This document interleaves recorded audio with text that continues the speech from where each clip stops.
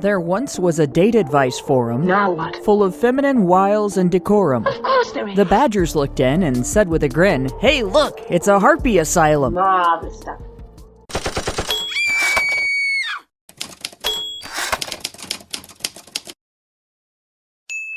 HBR Talk with Hannah Wallen.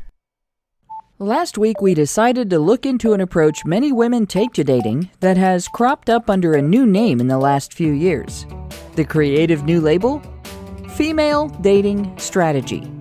We learned about its popularity from an article about it published by The Guardian, and we're interested in comparing Guardian writers' response to this community with the same publication's response to pickup artists and their dating strategies. Given how feminists and gynocentric women have responded to male pickup artistry, Such vulgarity. we were curious about both the nature and popularity of this concept, and wondered what kind of lens The Guardian would apply to it. Social arbiter. We realized that just because it was referred to as a strategy didn't necessarily mean it was the same thing. It could have simply been a means of sorting out the logistics of dating to avoid relationships that might be doomed to failure. With that in mind, we began with a full load of benefit of the doubt. We're gonna make this a fair fight. But as we read through the article, that was quickly used up. The article could be summed up by stating that FDS is just hypergamy with a giant man-fishing net.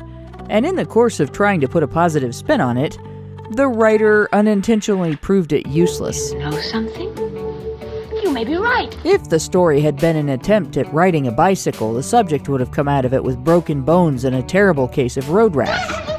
As we began examining the female dating strategy subreddit and website, benefit of the doubt was replaced with a whole lot of what the heck. Get a load of this, folks. That community does everything they accuse pickup artists, incels, and MGTOW of engaging in. Aggressively sexist behavior, nasty name-calling, stereotyping, shaming and objectification of their targets, gold-digging instructions, and let's not forget that feminist Vogon poetry. What a performance! Or maybe we should.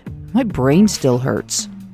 We even found one woman's complaint about how abusive she thought her partner, a religious man, was for having moral misgivings and discomfort over sex she'd been pressuring him into.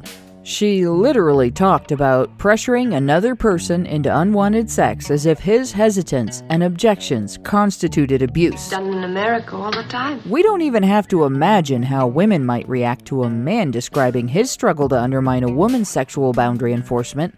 There are pickup artists who believe they have methods of doing that, and women, again, especially feminists, but not only feminists, collectively lost their minds with outrage over that.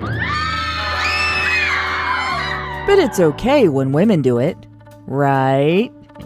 These forums create a very convenient public display of the more entitled, solipsistic, and hypergamous end of femininity.